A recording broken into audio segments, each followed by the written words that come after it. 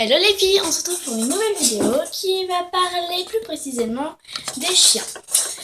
Alors, parce que en fait, je ne sais pas si vous le savez, à mon avis vous ne le savez pas, je suis une grande zinzin des animaux en général et plus particulièrement des chiens. Donc je vais vous parler à peu près de tout ce que je peux vous apprendre sur les chiens et plus particulièrement comment choisir son chiot. Ça va être la plus grande partie de la vidéo. En fait, la vidéo va peut-être être un peu longue, donc posez-vous si vous avez le temps. Si vous n'avez pas le temps, vous regarderez ça après à mon avis, parce que sinon vous aurez jamais le temps. Et je voudrais juste vous dire un petit truc, ma chaîne donc s'appelle Héloïse Durand, c'est mon prénom et mon nom, donc il n'y a pas grand chose de changer, mais en fait ma chaîne va parler de maquillage, vêtements, petites choses déco que j'ai testé et que je vais vous dire en vidéo si j'ai aimé et vous montrer comment ça s'utilise. Et la deuxième partie donc, des vidéos que je fais, ça sera sur les animaux en particulier. Donc j'ai 3 chiens. On va commencer dans le vif du sujet. J'ai 3 chiens, 2 bulldogs français et un teckel. Et je viens d'adopter une petite bulldog français depuis 3 semaines. Et j'avais envie de vous faire cette vidéo pour vous dire à peu près comment ça se passe. Parce que ça fait longtemps que j'ai pas eu de chiot, donc ça va faire 3 ans. Parce que j'ai eu, donc il y a 6 mois, presque un an, non pardon, 8 mois, presque un an, que j'ai adopté une petite teckel, mais cette donc Elfie, ma petite teckel, avait déjà 1 an et demi, elle était maltraitée et du coup on l'a recueillie. Donc voilà. Donc c'est comme ça que depuis toute petite, depuis mes 6 ans, j'ai eu mon premier chien et j'ai adoré avoir un chien. C'était vraiment ma passion et ça n'a pas changé d'ailleurs. Donc j'aime toujours aussi les chiens et puis c'est vraiment ma passion. Je vais en faire mon métier bien sûr. Donc vraiment c'est ma passion. Enfin si de mon pseudo métier de youtubeur, pour moi youtubeur c'est pas un métier. À part quand ça buzz beaucoup. Et à mon avis, moi, ça buzzera pas beaucoup. C'est juste pour vous montrer ce que je sais. Et voilà. Donc, première partie. Pour avoir un chiot, il faut vraiment bien choisir son chiot. Déjà, si vous voulez un chiot lof ou pas lof. Première question. Deuxième question, si vous avez... Comment vous êtes habillé. Si vous avez 1 en appartement, 2 en maison. Et même dans la maison, un jardin ou pas. Donc c'est comme ça qu'on choisit son chien, par les critères, on va dire ça comme ça, et par votre caractère, sportif ou pas. Sportif ou cocooning quoi. Je sais pas, ça dépend de tout, ce qui se passe, nature ou plutôt intérieur, ça dépend de tout. Et il y a certains chiens qui préfèrent l'aspect sportif que l'aspect cocooning et d'autres inversement. Donc je vais vous dire ça tout de suite. Donc pour ceux qui ont un jardin avec une maison et qui sont assez sportifs, moi je vous recommande le Jack Roussel, le teckel et un peu le Husky, parce que le Husky c'est un des quelques chiens que j'adore qui sont assez grands et que j'adore par-dessus tout. Parce qu'ils sont vraiment sportifs et voilà quoi, ils sont vraiment sportifs. Deuxième, si vous êtes dans un appartement et vous préférez l'aspect cocooning, moi je vous recommande surtout les petits chiens, genre petit chihuahua ou petit pincher. Qu'est-ce que j'ai d'autre à vous proposer?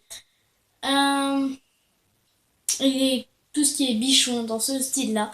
Ils sont plus cocooning, appartement, maison, télé que grande balade à la forêt. Même si les balades à la forêt, les bichons, ils adorent ça. Ça, j'en sais parce que j'ai une amie qui a un bichon.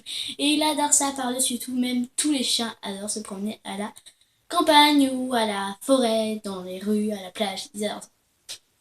Deuxième possibilité, vous êtes dans une petite maison et vous êtes dans une maison à jardin et vous n'êtes pas trop sportif. Alors là, je vous recommande le bulldog français parce que ce bulldog français, il sait faire tout seul. Il se promène tout seul, il court tout seul, il joue tout seul, il fait tout seul. C'est un chien vachement autonome, mais par contre, il a un jardin obligatoirement. Pardon pour le vibreur. Pour le vibreur, je filme avec mon portable et du coup, ça vibre des fois. Mais je vous dis, les bulldogs français, c'est vraiment il a un cœur de crème et vraiment, il est vachement autonome. Donc ça, c'est vraiment bien.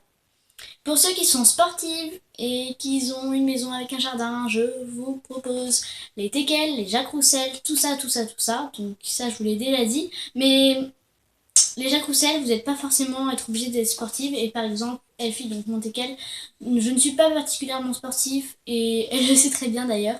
Et on fait juste des petites balades à la forêt et à la plage. Par contre, la plage, elle adore la mer surtout. Donc c'est vraiment bien. Et pour ceux qui sont vraiment très très sportifs, alors là je vous recommande tous les gros chiens.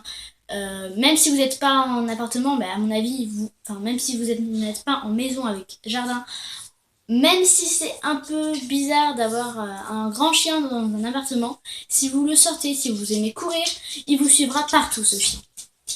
Donc voilà. Après, deuxième chose, si vous voulez un loft ou pas loft, parce que le loft, il faut vraiment voir si les deux parents sont loft avec les papiers. Et si vous n'avez pas envie de loft, voilà. Si vous voulez faire un chenil, il vaut mieux prendre les deux parents loft. Et si vous voulez juste un petit chien pour vous tenir compagnie, pas besoin d'acheter un loft à des milliers et des cents. Voilà. Donc deuxième chose, je vais vous parler de la pré-adulte. Donc j'appelle ça comme ça, mais je pense pas que ça s'appelle comme ça. C'est quand les chiots sont presque adultes, mais pas encore. Et c'est plutôt, je pense, la période des conneries. Oui, parce que ils font beaucoup de conneries quand ils sont de cet âge. Et je le sais très bien parce que Gaston était vraiment beaucoup de conneries.